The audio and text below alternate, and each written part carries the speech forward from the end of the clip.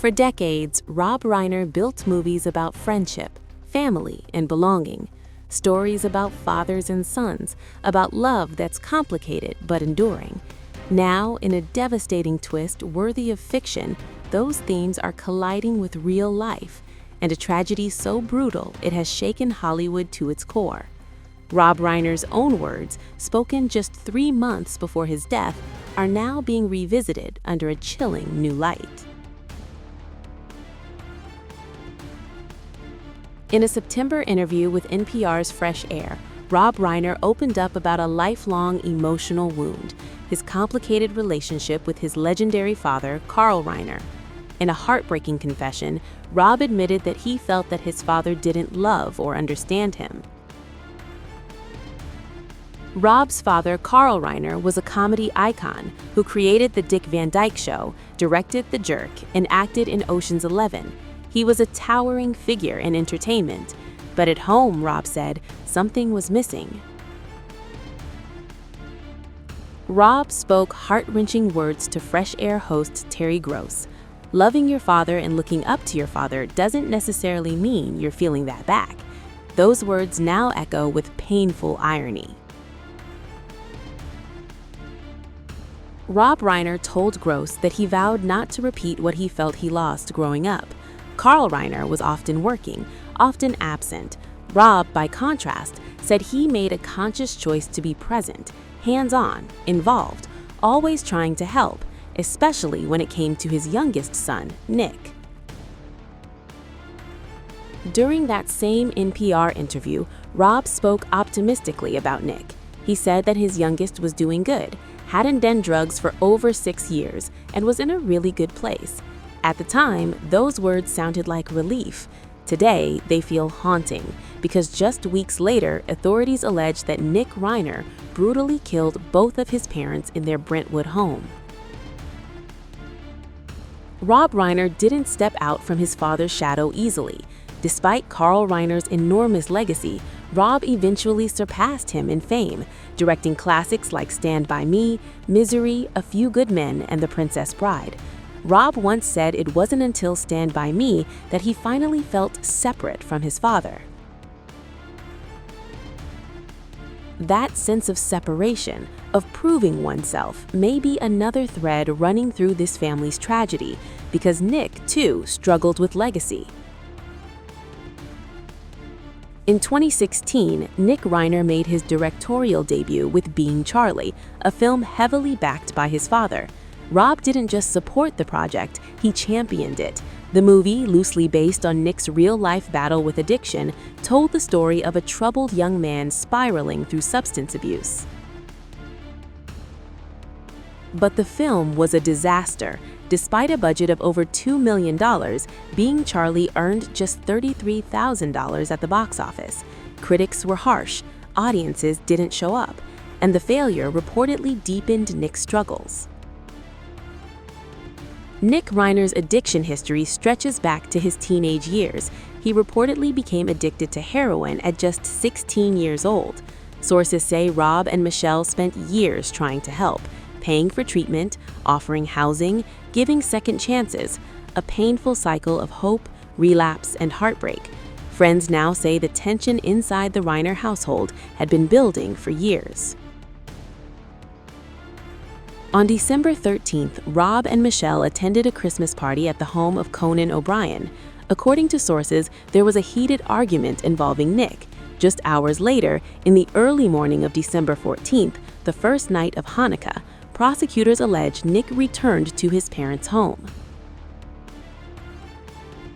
Authorities say Rob and Michele were asleep in bed when they were attacked. Both suffered fatal stab wounds. Both had their throats slashed. Their daughter Romy later discovered their bodies. Nick was arrested shortly afterward and charged with first-degree murder. He has not entered a plea and is presumed innocent. In hindsight, Rob Reiner's final interview now feels almost prophetic. He spent his life telling stories about human connection, about how families break and how they heal. Now, his own story ends in a way no one could have imagined.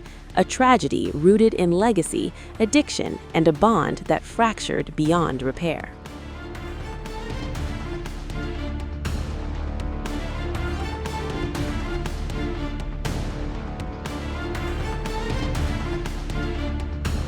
quick words. First of all, and most importantly, this is a devastating tragedy that has befallen the Reiner family. We all recognize that. Our hearts go out to the entire Reiner family. There are very, very complex and serious issues that are associated with this case. Those need to be thoroughly but very carefully dealt with and examined and looked at and analyzed. We ask that during this process you allow the system to move forward in the way that it was designed to move forward, not with a rush to judgment, not with jumping to conclusions, but with restraint and with dignity and with the respect that this system and this process deserves and that the family deserves. So with that, we are set for January 7th for an arraignment. That's the next court date, and that's all I have to say at this point. There may be more at some other point, but today we're going to rest on where we stand procedurally, which is this was a continuance of arraignment. Nothing happened today substantively. We'll be back for an arraignment in the same department on the 7th of January. We'll see you then. We'll be filing charges against Nick Reiner, who is accused of killing his parents, actor-director Rob Reiner, and photographer-producer Michele Singer Reiner. These charges will be 2 counts of first-degree murder with a special circumstance of multiple murders. He also faces a special allegation that he personally used a dangerous and deadly weapon, that being a knife. These charges carry a maximum sentence of life in prison without the possibility of parole or the death penalty.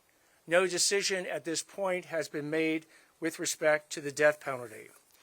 We have requested, and currently Nick Reiner is being held without bail.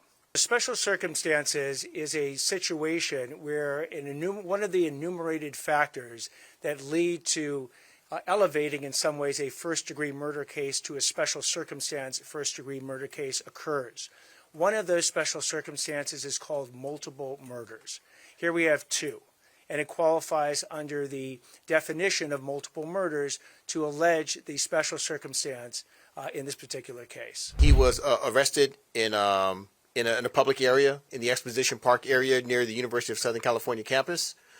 He was approached by the officers and he was arrested without incident. There were no indications that he was going to resist or anything like that. He didn't flee or anything like that. He was taken into custody without issue, and he was transported to our police headquarters facility. Yesterday at December 14th, about 3:40 in the afternoon, LAPD responded to a residence, the residence of Rob and Michele Reiner, located in West Los Angeles Division. At that location, they found 2 deceased adults, a male and a female. Through the night, working with the coroner's office, they were able to identify them definitively as Rob and Michele Reiner. We have our robbery homicide division handling the investigation. They worked throughout the night on this case and were able to take into custody Nick Reiner, a suspect in this case.